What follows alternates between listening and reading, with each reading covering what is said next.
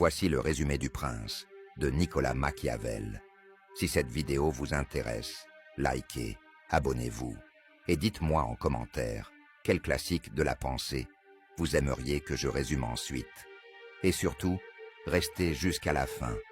Vous allez voir pourquoi ce livre est l'un des plus redoutés et des plus mal compris de l'histoire.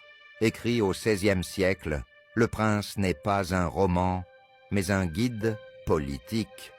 Machiavel s'adresse à un dirigeant, un prince, et lui explique comment conquérir le pouvoir, et surtout, comment le garder. Son ton est direct, presque froid. Il ne parle pas de morale ou d'idéaux. Il parle d'efficacité. Il dit « Ne soyez pas bon si cela vous affaiblit. Ne tenez pas vos promesses si elles vous mettent en danger. Soyez craint plutôt qu'aimé si vous ne pouvez pas être les deux. » Pour Machiavel, un bon prince n'est pas forcément un homme vertueux. C'est un stratège.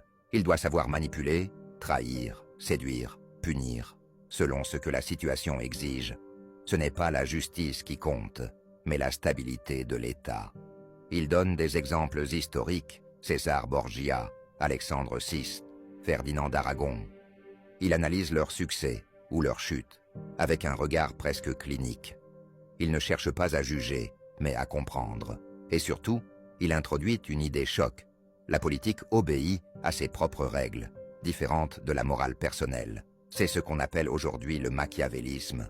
Non pas faire le mal pour le plaisir, mais utiliser le mal comme un outil, si c'est nécessaire. Mais le prince n'est pas une ode à la tyrannie, c'est un miroir. Machiavel veut montrer le monde tel qu'il est, pas tel qu'on voudrait qu'il soit.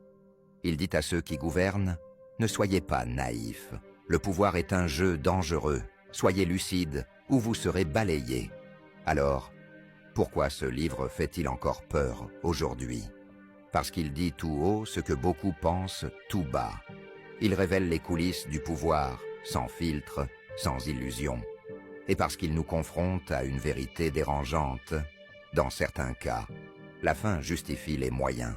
Si ce résumé vous a éclairé, likez la vidéo, abonnez-vous et dites-moi en commentaire quel autre texte de philosophie ou de stratégie vous aimeriez que je résume.